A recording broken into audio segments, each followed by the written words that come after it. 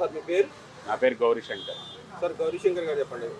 ఏది ఈ అసెంబ్లీ సమావేశాలు ఈరోజు నిన్నటితో అయిపోయినాయి. దాన్ని ఎలా చూస్తారో అసలు అసెంబ్లీలో ప్రతిపక్ష అధికార పక్షాల మధ్య అసలు వాడి వేడి చర్చ జరిగిందా లేదంటారా? ఎందుకు జరగలేదు? ఎందుకంటే గత 5 సంవత్సరాలు జగన్మోహన్ రెడ్డి గారు నాశనం చేశారు ఆంధ్రప్రదేశ్ని.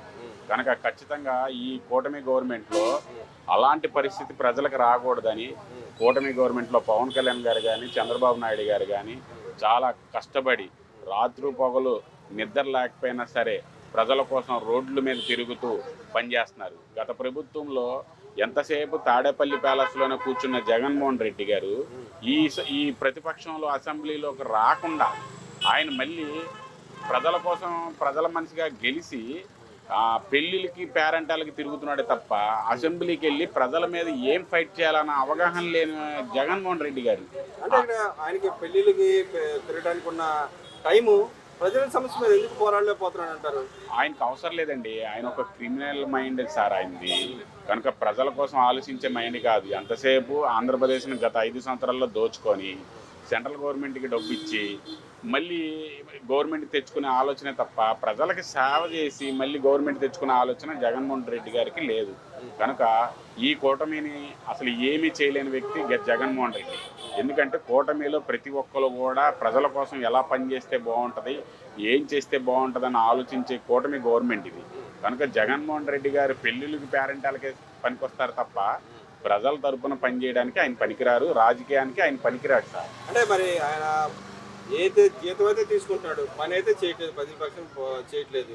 మరి ఆ జీతం కూడా ఇవ్వాలంటారా వద్దంటారా? అసలు ఆయనకి జీతం కాదండి, గోల్డ్ మన ఆంధ్రప్రదేశ్ డబ్బు దోచుకునే ఉన్నాయి, అవి లాగాల ముందు మనం.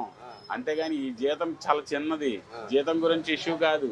అసలు కోట్లు వేల కోట్లు మన ఆంధ్రప్రదేశ్ దోచుకున్నారు కాబట్టి సిబిఐకి దేనికో వేసి అవి మళ్ళీ ప్రజల దగ్గరికి రావాలని ఈ మీడియా ద్వారా నేను ఆ సిబిఐ వాళ్ళకి కానీ ఎవరైతే వాళ్ళకి నేను కోరుకున్నది ఒకటే, దొంగ డబ్బు ఎవరి దగ్గర ఉంటే వాళ్ళందరి దగ్గర కూడా తీయాలని ఈ సందర్భంగా కోరుకుంటున్నాను. అంటే ఇక్కడ మరి మీరు ఆ మాట అంటారు కానీ మరి 12 సంవత్సరాలు ఇంతపడికి కోర్టుకి వెళ్లకుండా ఇంకా తిరుగుతానే ఉన్నాడు, బయట తిరుగుతా ఉన్నాడు. అదే ఎలా చూడొచ్చుంటారు అసలు? అదే సార్, ఆయన దగ్గర డబ్బు ఉంది సార్. ప్రతి వ్యవస్థను కూడా డబ్బుతో కొని మేనేజ్ చేస్తున్నాడు.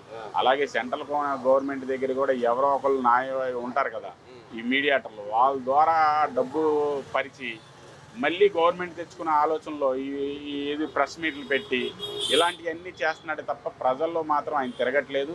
ఆయనకి 151 నుంచి 11 వచ్చినాయి అంటే అప్పుడే సగం చచ్చిపోయినట్టే. ఆ 11 నుంచి కూడా 1 కూడా రాదని ఈ సందర్భంగా తెలియజేస్తారు. అంటే మరి వాళ్ళు ఏమన్నా లేదు మేము మా నాయకుడి గ్రాఫ్ పెరిగింది, రాష్ట్రం మొత్తం తిరుగుతూ ఉన్నాడు, ప్రజల్లో మేమేమన్నా ఈ గవర్నమెంట్ తిరగట్లేదు ప్రజలు అని చెప్పి మాట్లాడుతూ ఉన్నారు. గ్రాఫ్ పెరిగితే అసెంబ్లీలో ఫైట్ చేయాలి కదా సార్, ప్రజల కోసం ఫైట్ చేయాలిగా. గ్రాఫ్ పెరిగితే 20 సంవత్సరాల్లో ఎంత స్థాయికి వెళ్ళారు, చైనా అభివృద్ధి బాటలోకి వెళ్ళారు. మనం కూడా ప్రతి ఒక్కరు పనిచేయాలి. జనాభా పెరగడం వల్ల మనకేం అడ్డు రాదండి. జనాభా పెరిగాం కాబట్టే టెక్నాలజీలో మనం ఫస్ట్ ఉన్నాం. ఎందుకంటే ప్రతి కంట్రీ కూడా భారతదేశానికి ఎందుకు చూస్తుందిరా అంటే ఇక్కడ 150 కోట్ల మందిలో ఒక చిన్న వైరల్ అయితే 100 కోట్లు వస్తే ఆ యూస్ మీ యూట్యూబ్ ఛానల్ వాళ్ళకే తెలుసు. అందుకని ప్రపంచం అంతా మన భారతదేశం వైపు ఎందుకు చూస్తుందంటే మనం ఎక్కువ జనాభా ఉన్నాం. కాకపోతే ఇక్కడ ప్రతి ప్రజలు కూడా ఒకటి గమనించాలి, మనం పని చేసుకొని బతకాలి అన్నది కానీ ఆలోచిస్తే మనం ప్రపంచంలో నెంబర్ 1 ఉంటాం. కాబట్టి జనాభా ఉండడం వల్ల ఏ తప్పు కాదు. ఇది ఆయన చేసిన వ్యాఖ్యలు ఎలా చూడొచ్చు అంటారు? ఇక్కడ మంచిది అంటారా? ఖచ్చితంగా సార్, రానున్న రోజుల్లో చంద్రబాబు నాయుడు గారు ఒక 50 సంవత్సరాల తర్వాత ఏం జరుగుతుందో ముందు ఆలోచన సార్. అది ఖచ్చితంగా మంచిదే. కనుక ఆయన ఆలోచన విధానం మంచిదే.